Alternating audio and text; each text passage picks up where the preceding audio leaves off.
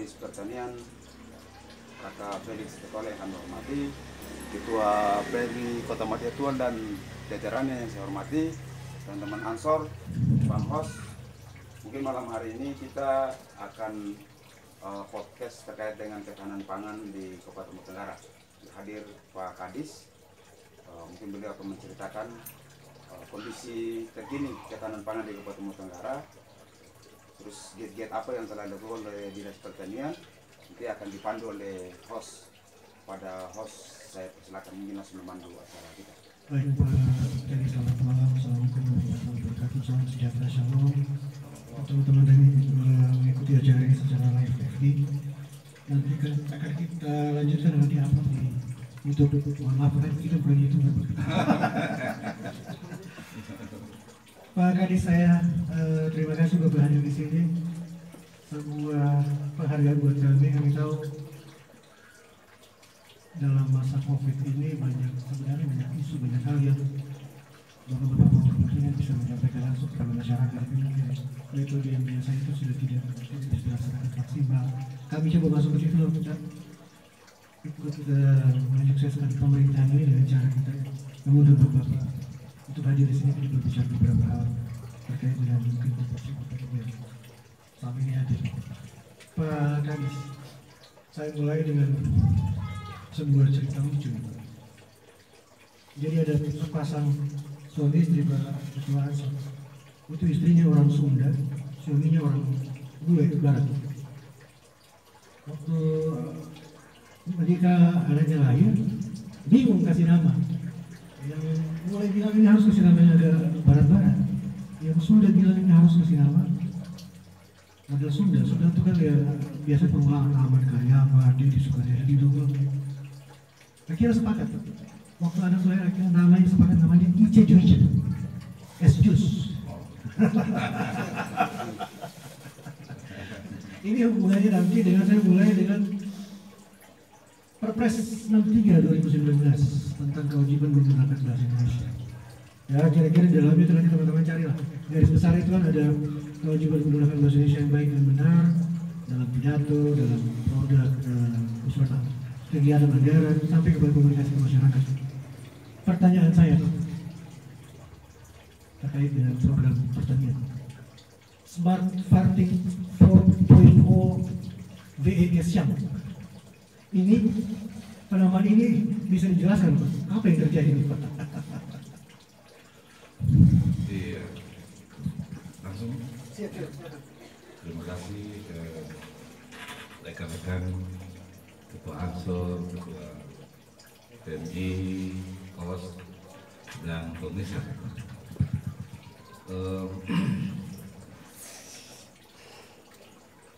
Dalam bincang-bincang kita tadi, pertanian ini saya tadi katakan bahwa tidak menarik. Ya. Kita semua di antara kita tidak ada yang bercita-cita jadi petani. Pertanian itu profesi pilihan terakhir. Maka bagaimana Dinas Ketahanan Pangan dan Pertanian membuat pertanian itu menarik. Dan kebetulan ada sekarang kita kenal dengan teknologi 4.0, maka itu bagian daripada bagaimana membuat pertanian menarik, gampang, murah, sehingga dengan begitu karena pertanian menarik, kita juga akan menghasilkan sesuatu. Baik. Saya juga sempat cerita dari teman-teman, jangan dikritik begitu, sebenarnya dia juga campuran sebenarnya. Ada nama lokal, dia itu kan nama luar. Tapi kita agak selamat karena kata ini dan dia itu sudah masuk ke tripolinasi raisi. Pak tentang WEG Siam, boleh diceritakan Pak awalnya apa coba? Apakah ini hanya murni respon terhadap kondisi COVID? Kalau iya, bagaimana kelanjutan ke depan kalau COVID ini sudah selesai? Atau kalau memang ada program awal mungkin bisa dijabarkan. Iya, terima kasih. Satu pemerintahan yang baik adalah pemerintahan yang responsif terhadap masalah. Maka pada saat kita menghadapi COVID itu ada 3 aspek yang harus kita lakukan dalam penanganan COVID. Yang pertama aspek kesehatan, yang kedua aspek jaminan sosial, dan aspek ketiga aspek terkait dengan krisis akibat COVID dan sudah tentu pada krisis pangan. Karena itu maka pemerintah yang responsif mengeluarkan kebijakan, Pak Bupati mengeluarkan kebijakan bagaimana kita mengantisipasi kemungkinan krisis pangan. Dan itu bukan hanya diduga-duga. Kami pernah dihubungi oleh Bulog untuk menginventarisir sampai sudah level itu sampai tingkat itu. Kemudian WHO juga bilang begitu, kemungkinan terjadi krisis pangan, dan akhirnya munculnya Pak Bupati mencanangkan WKS yang artinya kebutuhan untuk mempersiapkan, bukan WKS yang di kantor Bupati, bukan untuk menyiapkan makanan untuk kita semua, tapi itu sesuatu, kalau di metodologi penyuluhan mengatakan itu demonstrasi plot untuk menggerakkan seluruh masyarakat untuk bergerak menyiapkan pangannya. Itulah terima kasih. Kalau soal pengembangan sektor pengembangannya Ya. mau kemana ya Pak? Jadi, atau mungkin bisa dijabarkan kita di sebaran kecamatan yang ada mungkin ada berapa titik. Jadi waktu itu selain kita setelah itu jadi demonstrasi plot, itu WKS yang memberikan warning kepada masyarakat bahwa kemungkinan ada krisis pangan dan harus kita tidak boleh berdiam diri, kita harus menyiapkan. Maka kami punya penyuluh digerakkan untuk menyampaikan ke masyarakat ada krisis pangan yang mungkin kita hadapi. Lalu karena mereka lihat serius dengan adanya demo tadi, maka mulailah masyarakat membuka lahan dan kami tindak lanjut dengan dukungan bantuan bibit. Dukungan bantuan bibit ya masyarakat. Jadi kalau kita jalan hampir seluruh kampung itu lahan dibuka untuk buat kebun untuk menyiapkan pangannya. Lalu kami bantu bibit. Jadi strategi pembuatan bantuan bibit ada 3 pendekatan komoditi. Yang pertama itu umur pendek, yang 3 bulan. Itu, contohnya kita jagung, petatas untuk yang 3 bulan. Kemudian menengah itu kita embal yang 9 bulan. Kemudian sagu kita Untuk perkembangan pertahanan terakhir. Jadi ya Pak, tidak takut. pemilihan kata pangan itu luar biasa di pertahanan Luar terakhir. biasa. Nah ini sebenarnya warning juga buat kita semua. Pak, saya sempat bertanya nih Pak, kalau betul COVID itu memburuk, distribusi kita tuh berhenti. Sentra-sentra importer kita yang masuk dari negara luar misalnya beras, gula dan segala macam, bulog kita stok itu kehabisan di sana. Walaupun Tenggara kita bisa di beberapa hari Pak, dengan kondisi pertanian dan hasil yang ada sekarang ini. Kemarin kalau kita simulasi, ya, kalau kita lihat pergerakan masyarakat, kita bisa bukan karena dibantu oleh pemerintah, tapi ada swadaya masyarakat karena bergerak untuk menyiapkan pangannya, dan itu hampir semua kampung, bikin besar apa bikin kecil semua masuk ke hutan, bahkan pegawai pun masuk kebun. Bukan kebun di WKS ini. Ya.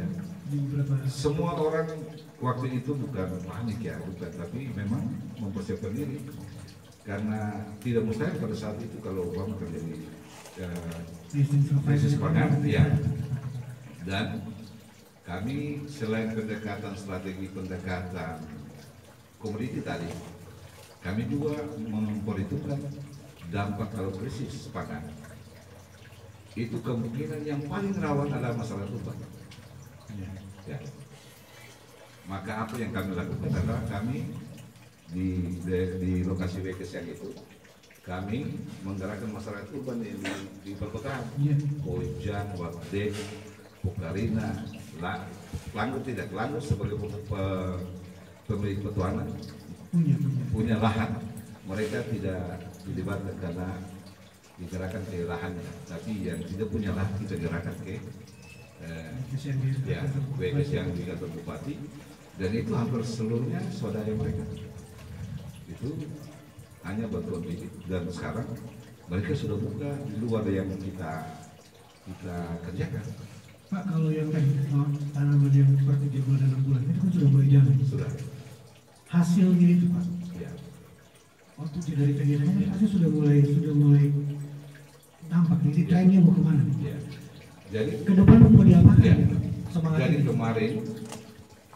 kemarin kita pada kesepakan. Kemudian setelah dikaji oleh pemerintah, itu ternyata lockdown dan segala macam akan berdampak tidak baik untuk ekonomi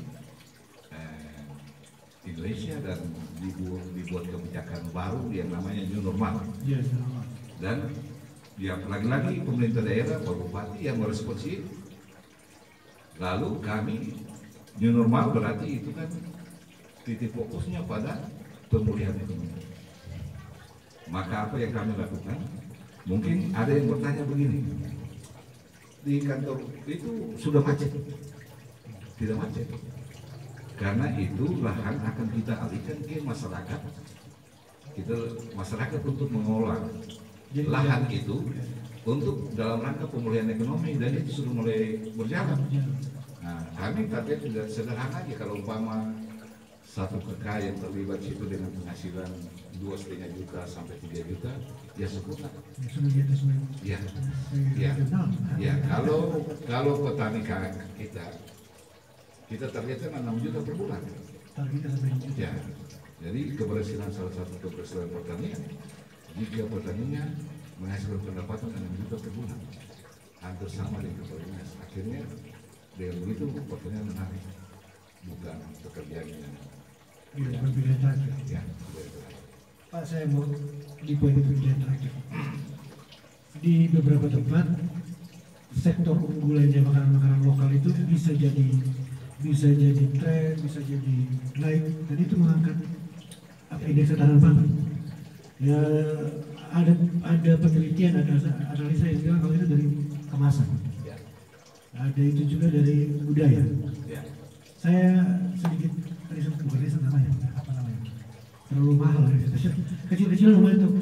Di teman-teman biasa di FB misalnya, orang kalau makan sekarang ini ke salah satu warung yang baru dibuka di Kota Tua, Pizza Hut, yang di Radar L tuh. Itu makan di situ orang bisa bawa foto, bro. Bisa sophisticated, orang bisa bangga dengan itu. Karena jarang sekali orang mau makan di Gebang, bawa foto saya ada ini di Gebang. Artinya pada sisi kultur penghargaan terhadap makanan lokal ini, saya pikir tidak masalah. Pak Kadis ada masalahnya, karena mungkin kemasannya terlalu sederhana, ataukah kira-kira ini Pak, formula apa yang nanti Bapak mau coba apa kembangkan tentang makanan lokal kita ini? Sebab bisa jadi orang tidak mau urus makanan lokal karena memang ya kalau mau dihitung ekonomis lebih mahal hebat ketimbang beras kan? Ya. Silakan. Ya, jadi saya bilang kita dalam tahapan-tahapannya. Iya, siap. Bagaimana pertanian menarik? Setelah pertanian menarik, bagaimana kita berbisnis tentang pertanian, di pertanian. Jadi kita mengemas pertanian sekarang dalam konteks agribisnis dari hulu sampai hilir. Kita tidak bisa bicara sepenggal-sepenggal. Bahan baku ada, lalu kemudian pengolahan, Ada pasar. ya, ada pasarnya. Ini saling berkaitan, tidak boleh terputus-putus, sehingga kita sekarang yang paling penting sekarang kita mulai penguatan tentang kelembagaan hulu sampai hilir. Dan Di level petani apa? Di- Boleh ya. tahu di poin itu. Di level petani kalau petani. jadi di pertanian itu ada yang kita kenal dengan agribisnis. Iya. Yang pertama subsistem yang pertama upstream. Jadi menyiapkan pupuk, menyiapkan sarana-prasarana produksi. Di sini kita masih kurang, masih ada beberapa toko tani dan sebagainya. Iya. Kemudian pada subsidi budidaya. Subsidi budidaya ini juga ada dari kinerja subsidi budidaya, ada pengetahuan sikap dan perilaku. Ini ada juga permasalahan. Lalu kemudian pengolahan juga kita belum pada pengemasan mengemas sehingga dan tadi dibilang ya yang dari sisi pemasaran ada yang nama strategi 4P ya, price, produk yang bagus, harga yang menarik, termasuk kemasan itu ya, ini kita lagi mengarah ke sana dan bisa kita sebenarnya kemasan sudah sangat bagus, kemasan cuma price itu yang kita harus masih perlu bina kemampuan menganalisa usaha, biaya produksi, efisiensi efisiensi produknya, itu yang masih kita harus perbaiki terus-menerus dan yang pasti kita tidak lebih. Siap. Ya. Karena memang kalau teman-teman pasar itu berapa sekarang harganya? Bawang 25 ya? Satu plastik itu? Ada 35 ya. Ya, dia di range itu lah. Kalau konversi ke posisi yang kita yang harus survive di masa pandemi, orang jadi berpikir, oh ini kalau ember 35 ini beras 1 kilo ya. Sebenarnya, tapi ini semua juga tergantung kita. Masalah melalui negara.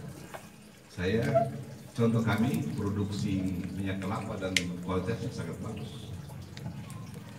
Tetapi mentalitas kita seperti orang Korea. Dulu Samsung itu jelek, tapi orang Korea tidak pernah membeli Nokia, tidak membeli yang lain. Dan karena produk Samsung itu laku, maka mereka melakukan riset, akhirnya produk sekarang menguasai dunia.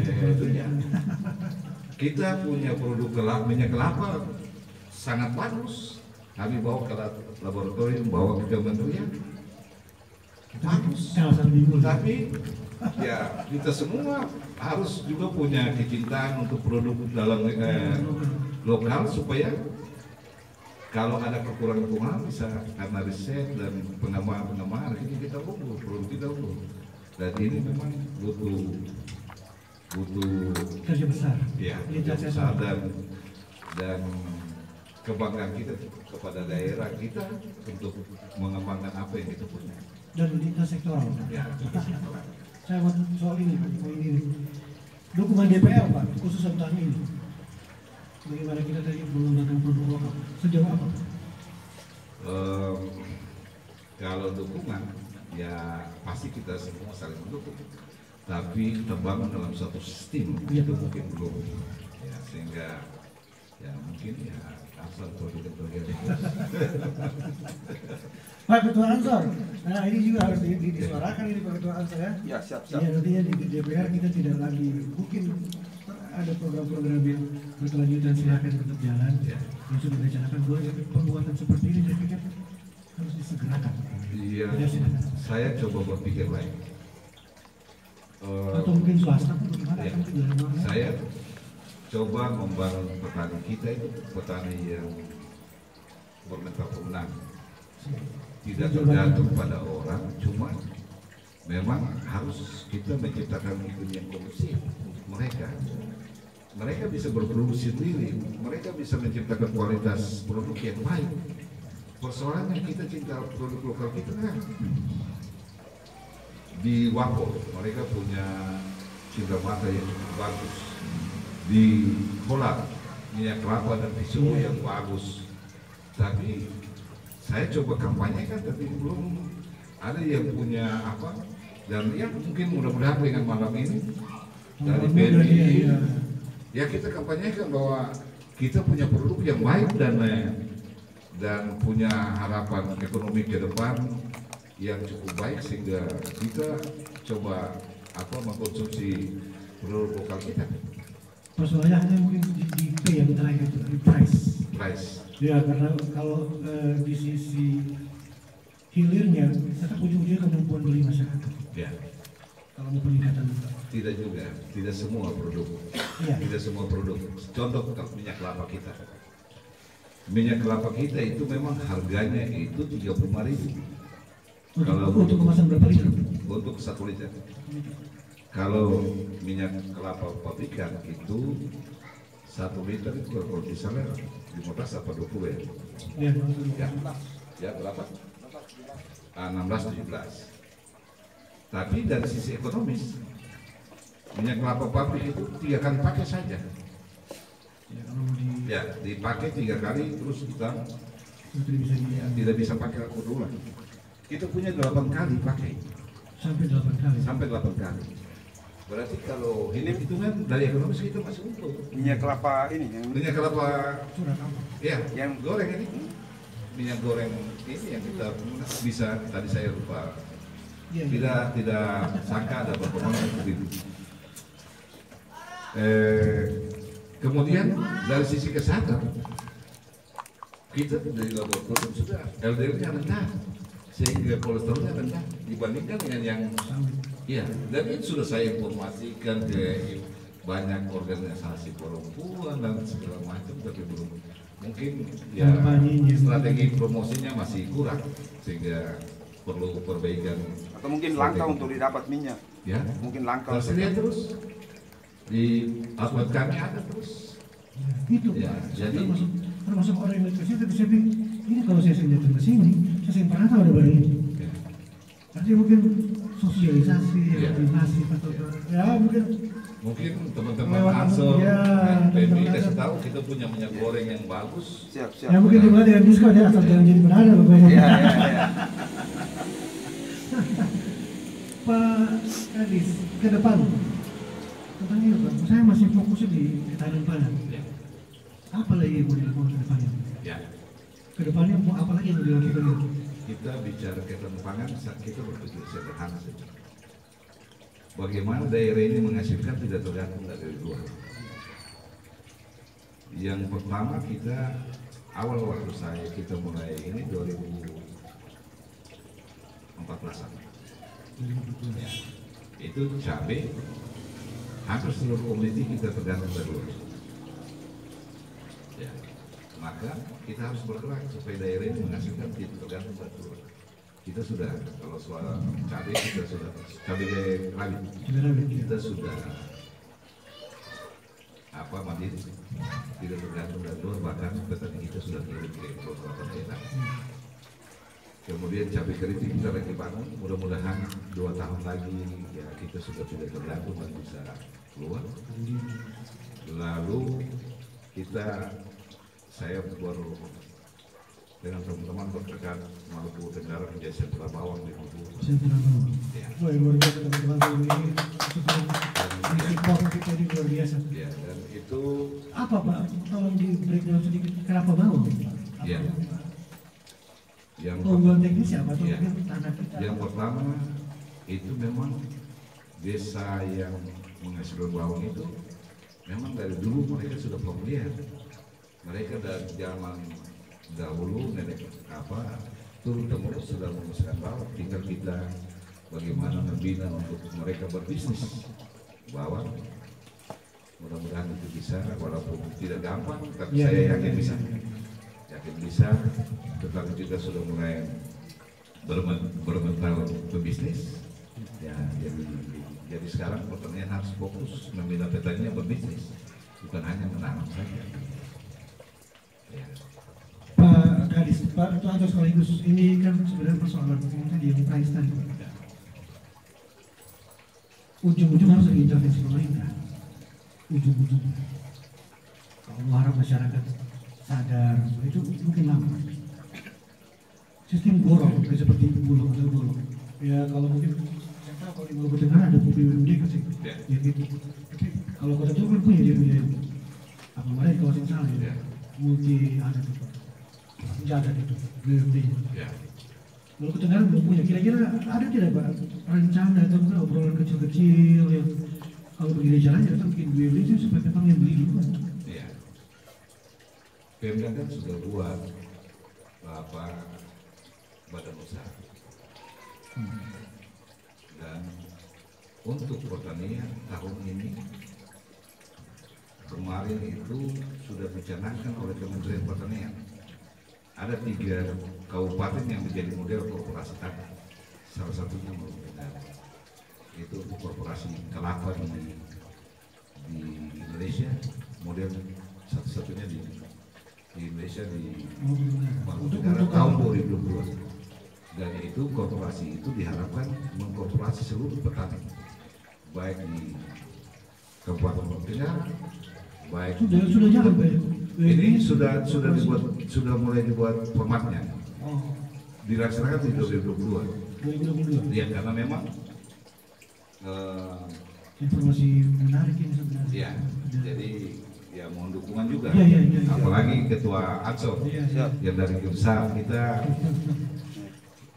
dapat kepercayaan untuk membuat model korporasi tani sesuai dengan Pak Jokowi ingin mengkorporasi petani, dan modelnya ada di Tenggara tahun 2002. Itu kan baru mulai.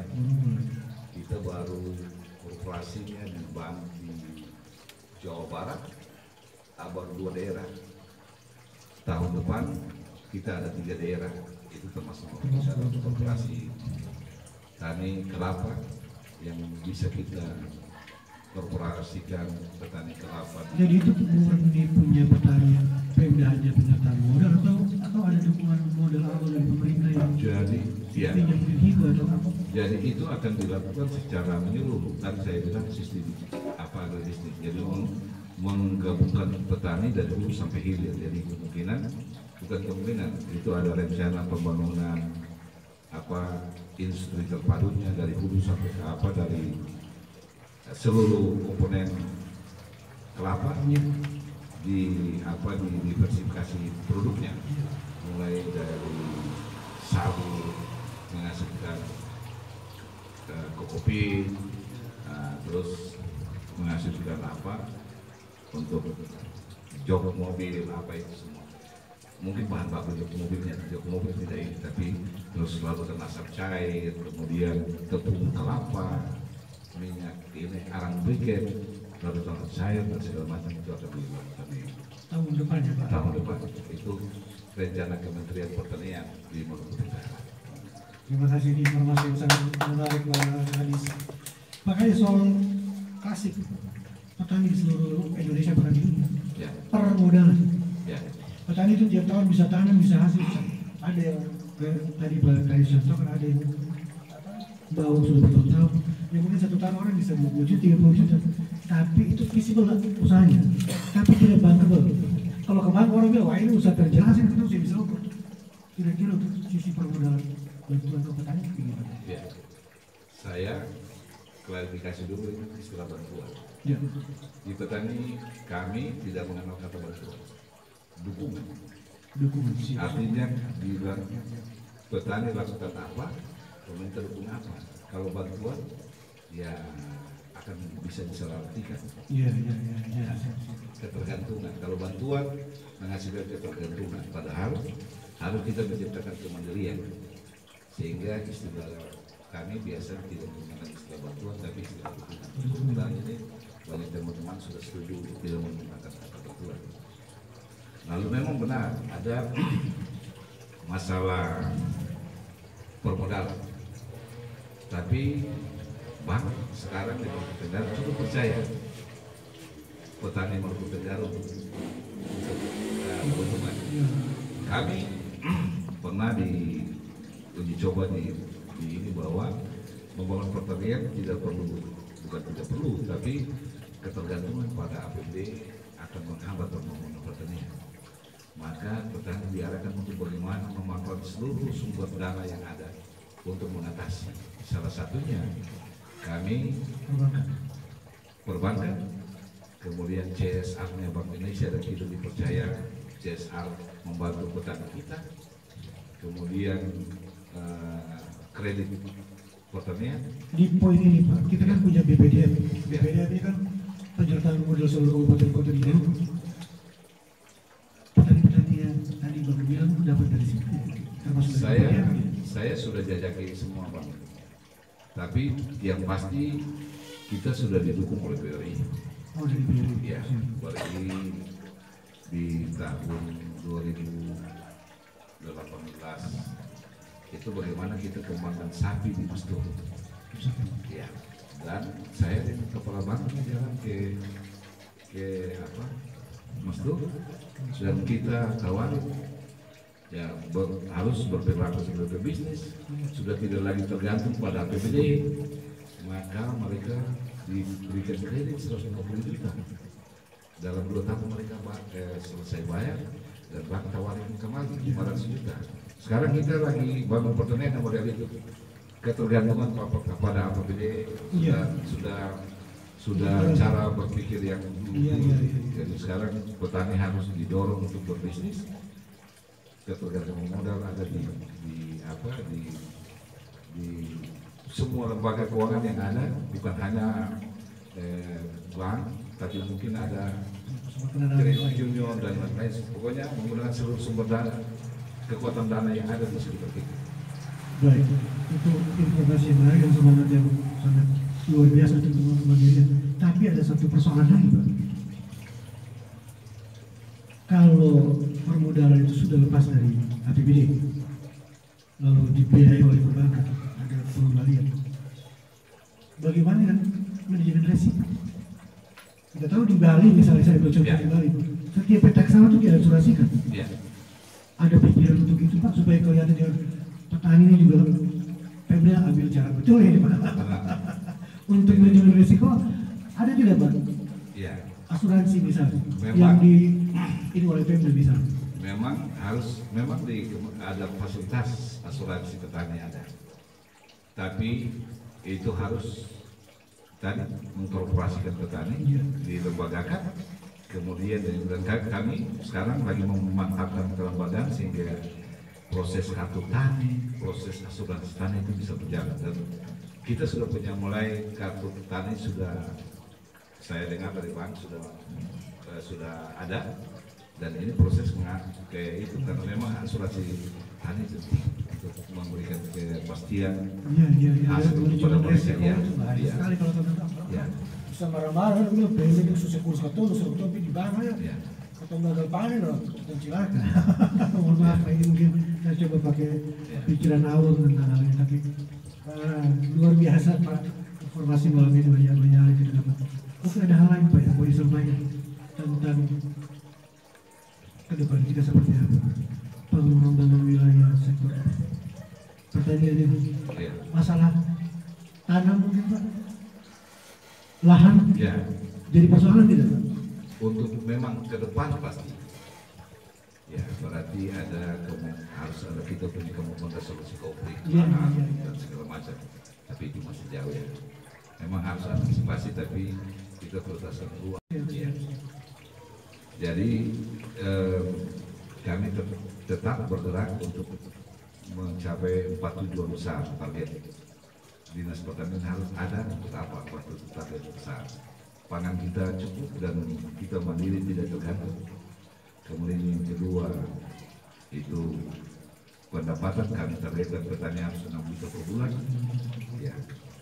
Dan sudah di mana-mana sudah ada petani yang punya penghasilan 6 juta per bulan.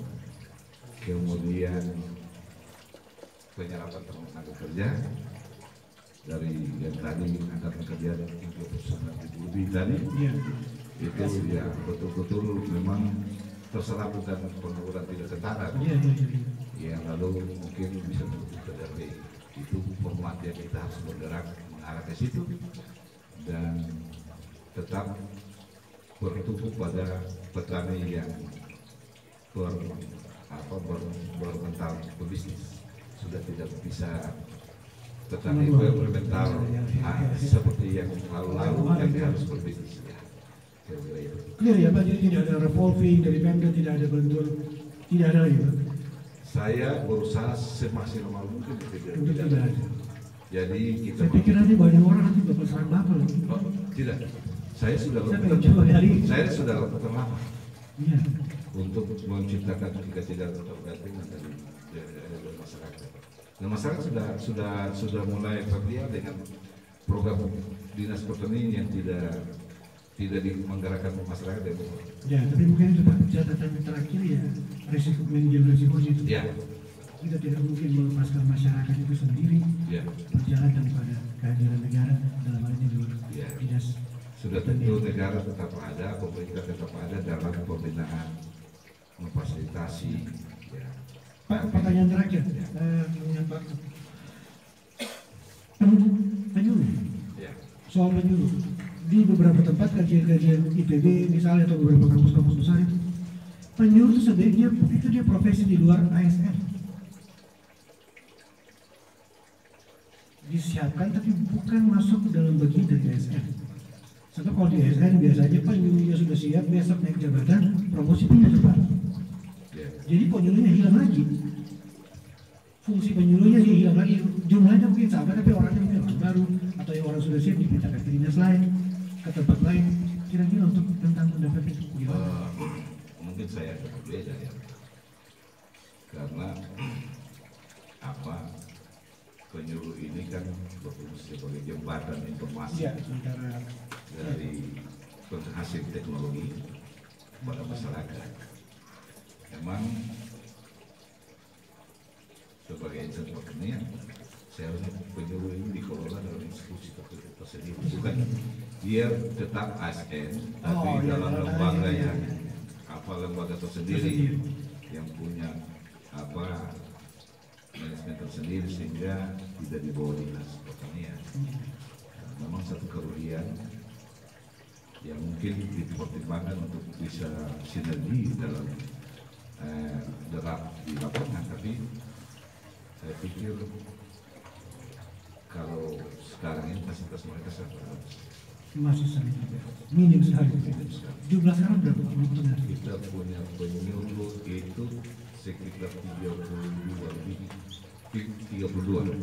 tapi umur hampir mau masuk umur pensiun rata-rata, jadi ya mungkin 4-5 tahun lagi itu kita sudah itu umur selesai. Jadi mungkin jalan keluar dari jalan tengahnya ada lembaga khusus. Ya, lembaga khusus yang menangani penyuluh. Orang ASN pasti kejar karir ke depan pengen naik terus, tapi kalau sudah jauh seperti di bonsai. Terima kasih Pak Kadis hadiran kali ini luar biasa teman-teman. Tepuk tangan untuk Pak Kadis. Obrolan kecil yang sebenarnya banyak hal besar yang bisa kita kaji lebih dalam setelah ini. Mungkin kita dorong Pak. Setelah ini mungkin kita hadirkan kelompok-kelompok tanya atau apa yang bisa kita sempurnakan pengetahuan kita tentang pertanian ke depan. Atau kita teman-teman dulu ya. Ada usul lain Pak misalnya tentang ini ada. Memang kalau kita bicara pertanian ini waktu 1 jam 2 jam itu sangat sangat pendek. Jadi memang kami kalau ada waktu lagi host masih bersedia, teman-teman hadir dengan ini saya bisa hadir dengan para pelaku. Ya, pelaku supaya tidak terkesan kita ini memberikan ruang lalu klaim sepihak. Seperti kami coba untuk tetap tidak menjaga keseimbangan Pak. Terima kasih Pak Kadis. Mungkin terakhir Pak, saran untuk kami apa? Closing statement. Iya. Jadi saran yang pertama untuk kita di luar petani, mari cintai produk dalam daerah jika menginginkan petani itu maju. Dan memang kita butuh dukungan semua pihak untuk menjadi tanah Ewah ini tanah yang menurut orang mungkin halus tapi menghasilkan untuk kita semua dan mensejahterakan kita semua. Terakhir Pak, mungkin untuk Rahani dia untuk komunitas ini apa mau disampaikan Pak? Kritik dan saran kepada kami yang Rahani dia komunitas ini. Saya tidak punya kritik, cuma apresiasi bahwa ada kreativitas seperti begini dan saya kaget ya cukup profesional. Ya, terima kasih. Sekali lagi terima kasih Pak Kadis Pertanian dan Kota Padang. Luar biasa ini Pak Kadis ini bagi dua usaha masing-masing untuk indeks yang yang terpisah. Terima kasih Pak Kadis, teman-teman dari PRI, teman-teman Ansor, Pak Ketua Ansor, dan seluruh yang menyaksikan. Nanti kita upload di YouTube. Semoga apa yang kita bicarakan malam ini ada sesuatu hal yang penting, ada hal yang bisa dikembangkan setelah ini, yang mungkin kepada pihak-pihak lain, misalnya DPR atau teman-teman yang lain, ada poin-poin yang setelah ini mungkin bisa dibicarakan dengan Pak Kadis lebih dalam. Mungkin saya ada satu apa lagi setelah untuk kita bicara kelapa itu besar. Siap Pak. Untuk khusus kelapa itu besar karena ya menyusun tadi itu Pak, ya, ada dan korporasi yang memang tantangan orang yang besar lagi. Ya. Lagi kehilangan kepercayaan bahwa kelapa itu bisa mensejahterakan. Siap. Ya. Kita jadwalkan. Kita jadwalkan. Siap Pak. Terima kasih banyak. Terima kasih. Oke. Kita akhiri sampai di sini. Dari saya, Assalamualaikum warahmatullahi wabarakatuh. Salam sejahtera, shalom. Selamat malam.